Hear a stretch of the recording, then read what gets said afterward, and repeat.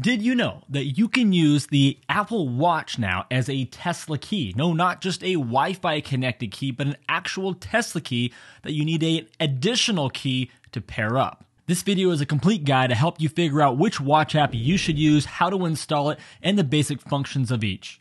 Keep in mind that this video is specifically about the Watch app. Many of these watch apps have a second parent iPhone app, which we will briefly go over, but we're not going to spend a lot of time in this video. If you want that, leave a comment down below and I'll dive deeper into the apps themselves. But with this new feature that has come out that has allowed the watch to be a Bluetooth app, it's time to figure out which app is best for you and how much money you want to spend for it. The purpose of this video is for you to turn off your computer and just know which one of these apps makes the most sense for you in your situation, because each one of these is for a little bit different of a person. Now, there are other apps out there. These aren't the only three, but these are the three that I see talked about the most. So let's get right into it. So to get started, I'm going to tell you what the best apps are for each specific topic. So here they are. The best watch app for pure simplicity is the Stats app. The best app for cosmetic look and how it feels as well as functionality is Watchla. The best app for the most displayed and give you the most analytics is going to be the Watch for Tesla. The best priced app is going to be Watchla, and the best all-around app including price, analytics, and functionality would be Watch for Tesla. Now, if you were to go and include the actual watch apps themselves, that would change a little bit. But purely from the watch app itself, in my opinion, those are the winners. So here's what we're going to take a look at in this video. Ease of use, price, what kind of data is it providing, the user interface, the installation process, how much can you customize them, how well do they work with widgets, and more. Now, all of these do have a few things in common. They all have a partner iPhone app. They all have the ability to be accessed through a widget on the Apple Watch front screens, although it's vastly different between the three of them, which we'll cover later. All the watch apps can be connected with Bluetooth connectivity as a key, and they can all be customized. However, there is a very distinct difference between a couple of these apps. First of all, Watchla and Watch for Tesla are designed specifically to be a Apple Watch app. Pretty much all the functionality you get out of the app on the phone, you can also get from the watch. I mean, it kind of says it in the name. Whereas Stats is a very comprehensive phone app that also has an Apple Watch function. So let's talk about the pricing. Now, when it comes to pricing, there's a large range between the apps. Now, the least expensive option is Watchla, coming in at $4.99. And the great thing is that's a one-time purchase. And I've used the Watchla app for over a year and a half or so now, and they're constantly sending out new updates, which is so cool for an app that is such a low entry point to get into it. Also, Watchla has offered you guys a bunch of free discount codes that they have sent me, and so at the end of this video, I'll tell you what you need to do to win one of those. The next up in price is Watch for Tesla, coming in at $19.99. And again, that's a one-time purchase. And then the Stats app pricing is a little bit more complex. You have options to pay on a monthly basis, or you can pay a one-time, lifetime, as they call it, fee. So here's how the pricing works. For $4.99, you can sign up for the standard monthly subscription. That'll give you access to the majority of the app. If you want the trip recorder function, it's $7.99. If you want to unlock the max range compare, it is $3.99. You can pay annually for $49.99, or you can pay one time $109.99 to unlock it for life. And then there's a dash cam viewer for $4.99. Now, I don't know what all that stuff means. I know if you want just the basic function that I think I have, it's $4.99, or you could pay for the lifetime. But before you start thinking, well, why in the world would I do that when I have all this other apps, these two other apps that are way, way less expensive? You'll see when you look at the app, there's a lot more to Stats. They're trying to do a ton more than just give you the basic information and controls of your car. It's pretty extensive, and you'll understand when we go through it. So this is why I say from a price standpoint, Watchla wins. If all you're trying to do by watching this video and by downloading an app is just purely use your Apple Watch as another Tesla key for your car, the least expensive way to do that is with Watchla. If you're an absolute nerd like me, you love data, you love looking at statistics, love watching what's happening all around your car, then Stats is going to be the winner there. And then the Watch for Tesla is going to come in somewhere down the middle. Now let's start playing with these apps, and I'll give you a little tour around how they work. So to get started, we're going to talk about the Stats app because it is the most simple of them all. So when you first log on, get on the watch, you're going to see your battery percentage and mileage there. And I'm going to keep moving my finger on this just so it doesn't time out on me and make me have to lock it up again. But if you actually scroll the scroll wheel, it'll actually swap between two different vehicles. So if you, or move your finger on it, I guess, first, you can tap on it and then use the wheel. I can't actually connect to my other car right now, my Model Y, because it is actually in service. But you could scroll between the two different cars that way to swap. So the first one is just going to be 78% or your battery percentage. When you swipe to the right, this is when you get the majority of your controls there. So if you were to tap right here, that's when it's going to go and actually register your car. You're going to start this process to actually get it connected. You click I'm ready and then follow the process to connect it to your car. You got to be in your car with another key so that you can actually connect it as a key. We're going to do that in a little bit. So the functions you have on this watch is lock. You have start the car for someone else, open the front, open the trunk. You have the new garage remote opener deal. You got your climate control there by turning it on and off. You got your toggle switch for the Sentry mode, and then you have your map there. You got the open, close charge port. You got the horn.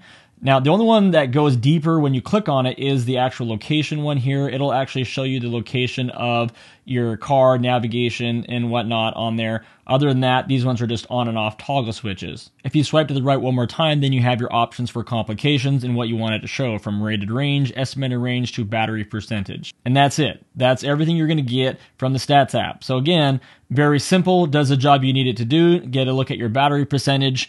Pretty basic. Pretty, colorless, if that matters to you or not, which is why I didn't win the cosmetic look, but certainly functional and does the job well. Next up is the Watchla app. And when you turn on the Watchla app, you can tell it's very cosmetic, very friendly, very warm looking.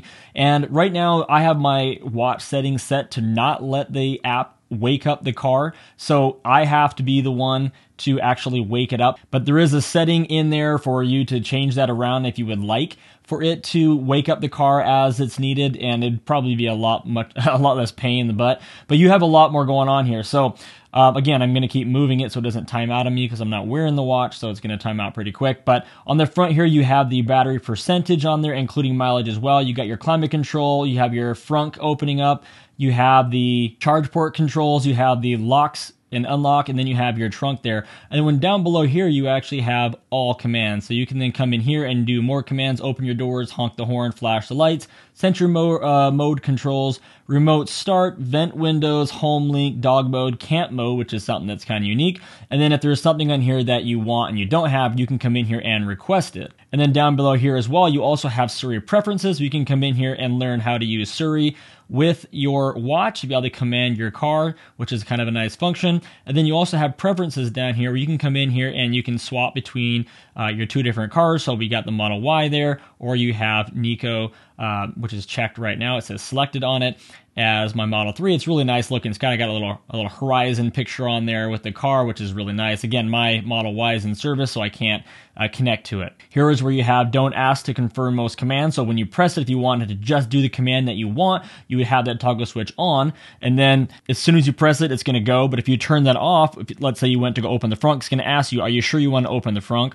Then you have automatic turn on climate control when needed. This says if turned on, Watchla will automatically turn on climate whenever it is needed to perform a command. So if you're telling it to do a certain something, we're going to say, go ahead and just do it. We don't need you to confirm with me. If I've given you the original command, just go ahead and do it. You have your wake settings in here, which you come down here and you say do not wake or do not wake in background. I'm going to turn mine on because I want my car to wake when I give it a command. And so this is one of those things that's like a battery saving thing. So if you don't want it running in the background or don't want it doing any controls, you have the toggles right there if that's a concern of yours. This is where you're going to connect the car or the watch for Bluetooth. So I've already connected Watchla to it as I was trying this specific one out last.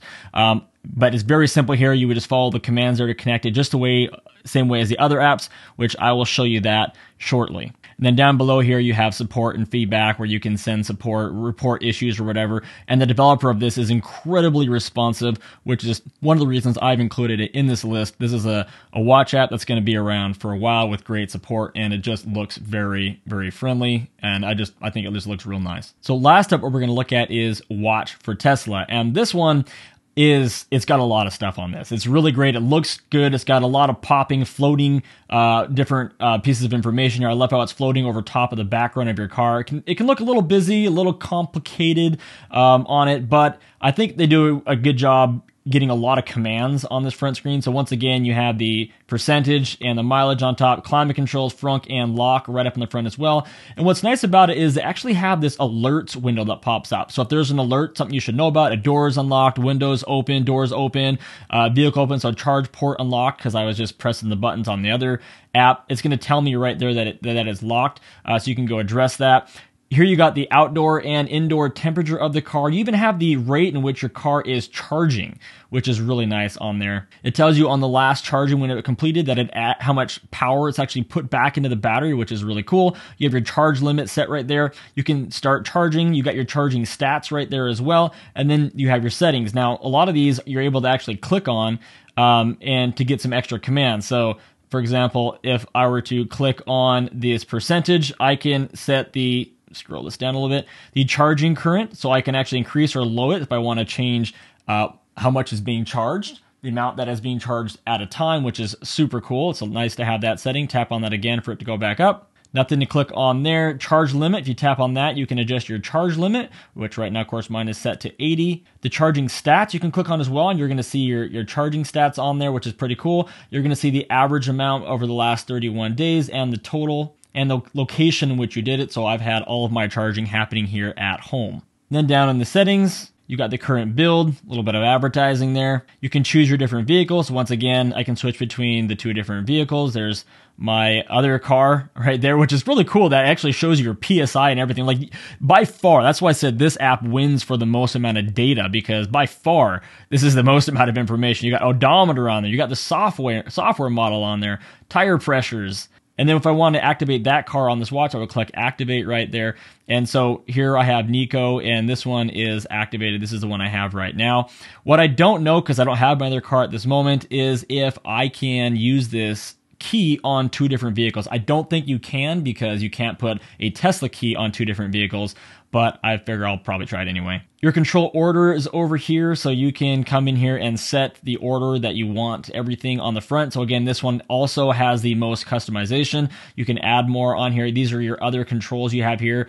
Start the seat heaters, so you can click on seat heaters and fire those up. You have way more options in here. You can even make your car fart from your watch, which, come on, that's a priceless function. You can even come in here and remove that background image. So let's say I didn't want that. I just wanted to have a pure background like this. Well, I can choose that, which is actually my favorite, to be honest, because it makes it look less busy. I think it's just a lot easier on the eyes. And here's where you come in here and enable Bluetooth, so you can use it directly with your car. We just toggle that and can, follow the correct prompts to pair it as a key. There's even extra features like open features reminder and plug-in reminder. So if you forget to plug it in or forget to close a door or something, you're going to get notified. Now let's talk about the phone apps. And first up is going to be Watchla. And this is it. You're staring at the whole app right here. It is a duplication of the Watch app. So if you don't want to use your Apple Watch or it's dead or something, you can pull it up right here and do the same exact thing. It's the same function.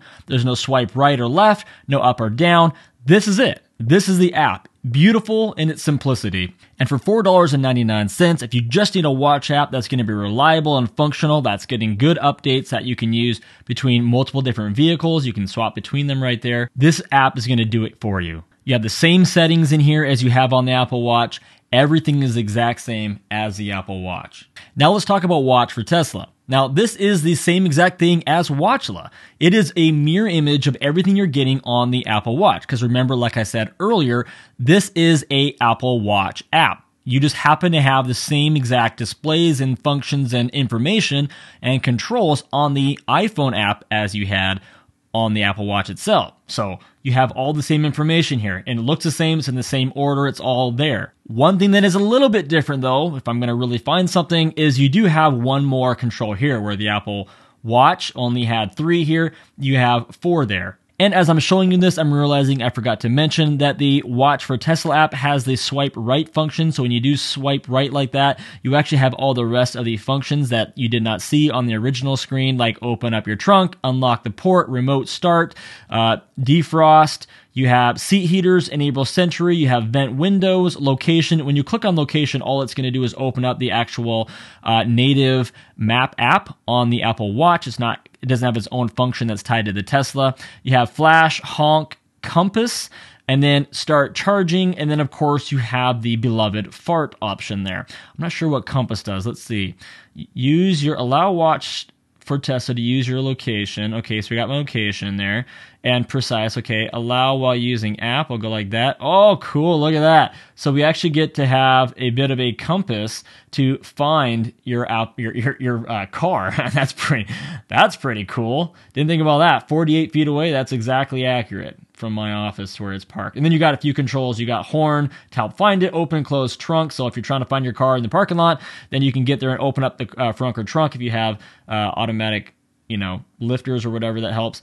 And then you got your lights. You can flash your lights. So wow, that's some pretty cool functionality there. So like I say, getting back to the app, this one has a lot of great graphics, and it also has some really great functionality. And again, if we swipe to the right, you're not going to get them here. But if I click on controls, that's where we're going to get to a lot of the controls over here that we just talked about. But they look nice and big and easy to see here on the phone app. And again, if I choose, I can come in here and disable the background image if I do not want to look at that, which will look like this instead, which I don't think it looks too bad on the app. I don't think it's too, in your face or too busy looking on the actual phone app. I think it looks kind of cool. So maybe I'll leave that there. And you can also choose to have a dark or a light option. So this is what the light option looks like. I use dark option for everything, so I'm going to put mine back to dark. But you can also make it auto, so it just follows what your phone does. Now we're going to talk about the stats app. And this one is just a whole nother level. I mean, take everything we've looked at before and times it by 50 is what you're getting here. And this is what you're paying for. I mean, when you first take a look at the pricing, you think, well, why in the world? But when you start looking at this, you go, so that's why. Now, for a lot of you, this is going to be information you don't care about, you don't need. And for you, this is not the option. But we're going to go through this briefly just so you get an idea how this works and what you can see here. And again, even after this video, I'm going to barely have touched the surface on this.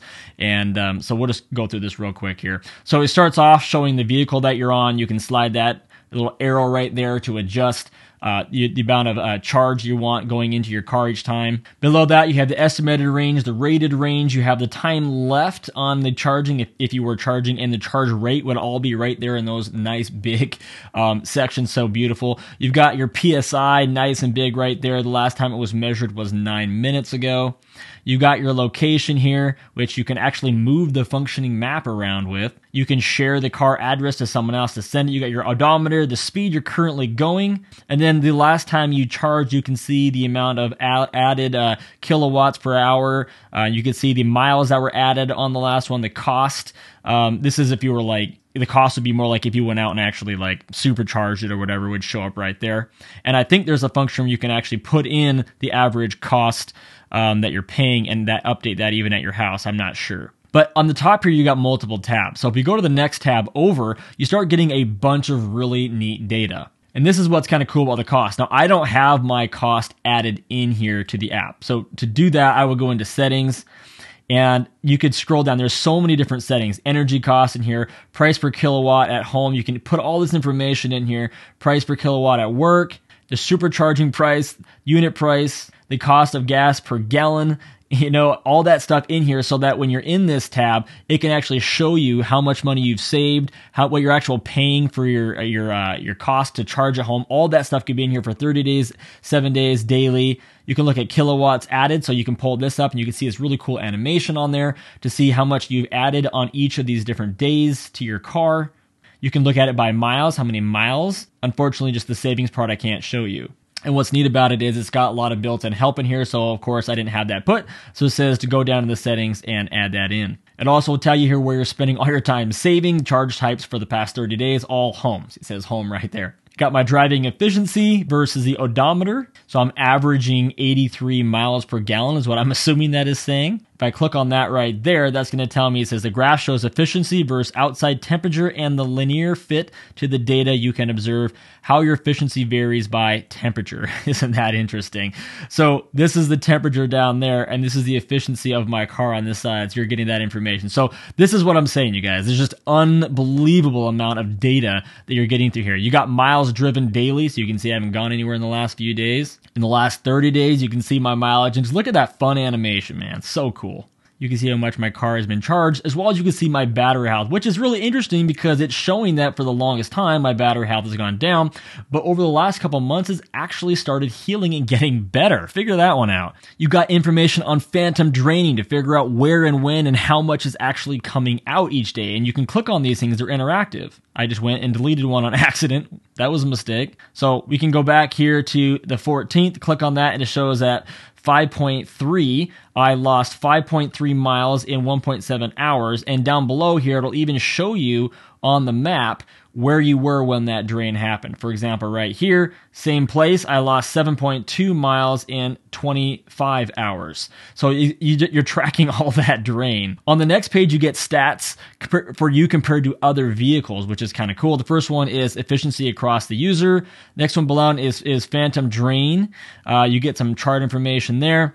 And down below here is really cool. You're actually looking at the histogram of firmware versions of all the other stats users. So you can see that I'm on this update currently for the full self-drive build, where I haven't got the latest one over here to the 30.10, so it just shows I haven't got that yet. It might even be on my car. I haven't looked in a while. And then on the non-full self-drive, you can look and see what other people are getting and what your build is right there. So it tells you down here. Plus, you see it as a different color there on the actual histogram itself. And then you got other charts down here to show you your efficiency, and all that stuff. So it's pretty cool.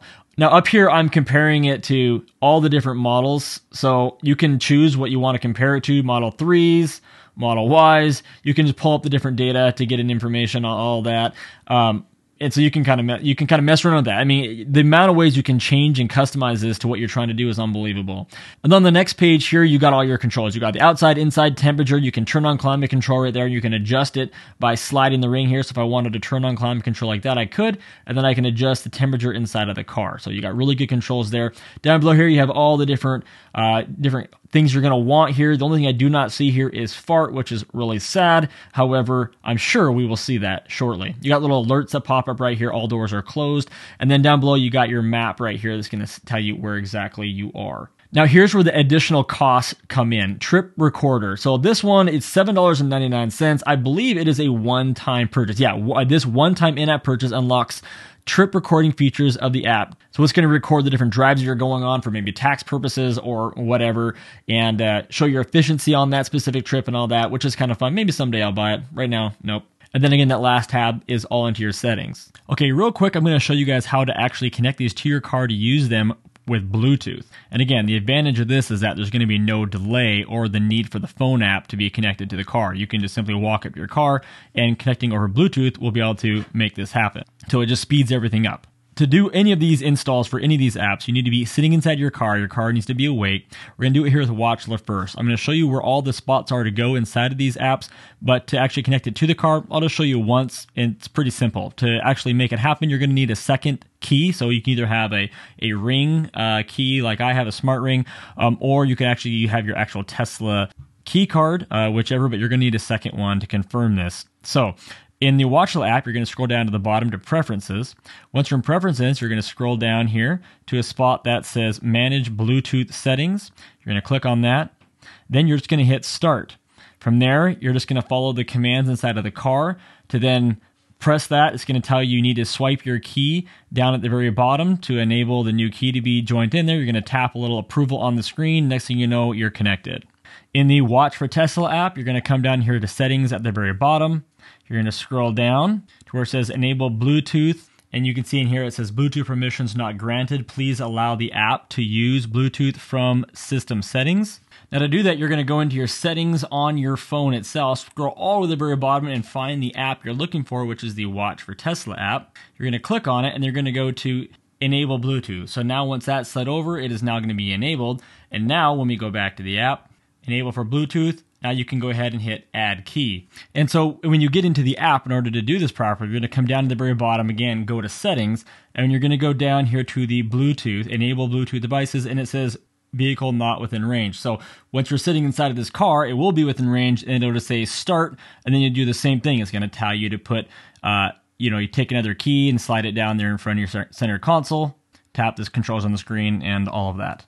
And on the Stats app, it's very easy as well. When you slide over like this, you're going to just go up here to where it says a little picture of the Bluetooth. You're going to tap that, and then it's going to pull up some information. On the bottom, you're going to say, I am ready. You're going to click that, and it's saying, searching for a car right now. You need to be closer. But when you're sitting in the car, it's going to pop up with those same instructions. Now let's talk about the actual widgets that you can put on your watch faces. So the least amount you have is with the Stats app, which is why it kind of comes in that very basic category when it comes to specifically the watch app itself. So if you were to go in here, press and hold, hit edit, and then tap on that complication, you can see that Stats app only has the one option. There are no other options there. You click on it, it's just simply going to be that one option. And when you click on that, it's going to just take you into the Stats app like we're used to seeing. On the other hand, Watch for Tesla has a lot of different options. You got the state of it. So you got, again, the charge. You can just simply put the icon on there if you want. You can unlock, and you can even hit more. In fact, there is a total of 17 total options here with Watch for Tesla that you can put on the front of your app. So if opening your trunk is something that's important, you can tap that, and then just like that, you've got that control right there on the front of your watch complication. Now it's the same for Watchla. Here you have 17 options as well, and they're all basically the same exact complications. They just look a little bit differently. They're just made a little bit different. You would just click more right there, and again, you can look through these, but there are also 17 different configurations here. The one that I always keep on is the open and unlock charge port, so when I go out to my garage, that puppy is ready to go, and so it's just ready right there. I just tap that, it unlocks my charge port, and I'm all set. So those are the three main apps that we're going to talk about today. There are others out there. There's a lot of others out there, but those are the three biggest ones that I've used, that I've seen, that I have tested and spent over a year with. So tell me which app you like the best, which ones you've been using, what you like, what you don't like about it. Put it all down below in the comments. Remember, I try to give as much information as I can, but you're going to have a lot more different experiences, better experiences, worse experiences with different apps. And the more you put down in the comments, the more other people can learn from your information as well. Now let's talk about how to win the giveaway from Watchla. So I checked, and I have 8 different codes that I can give away to somebody to give access to get the free full working app from Watchla. So here's what you got to do to qualify. 1, you got to follow me on Twitter. And the reason for that being is I'm nobody on Twitter, and I want to be somebody on Twitter. As of now, I post like 3 times a year, but I'm changing that. I'm trying to get that going. So you got to follow me on Twitter. And then you need to direct message me on Twitter and say, hey, I'd like one of those. So I guess what I'll do is I'll just give it to the first 8 people that send me a tweet. And just don't wait, because probably hardly anybody's going to do that. So if you're watching this video a day late and you're thinking, well, shoot, those 6 or 8 are probably already gone, you may be wrong, so just send it to me. So that's going to wrap up this video. I hope you guys felt this informative. If so, please leave me a like or leave me a don't like. I don't care. Again, we don't really see those anymore. And if you find this channel fun and informative, go down and please subscribe to the channel. Still over 80% of people that watch my videos are not subscribed, yet they keep coming back. I don't know why, but please just subscribe. And of course, don't forget our news recap video Saturday mornings. We've got some interesting stuff to talk about this time. That's going to wrap this video up. See you on the next one.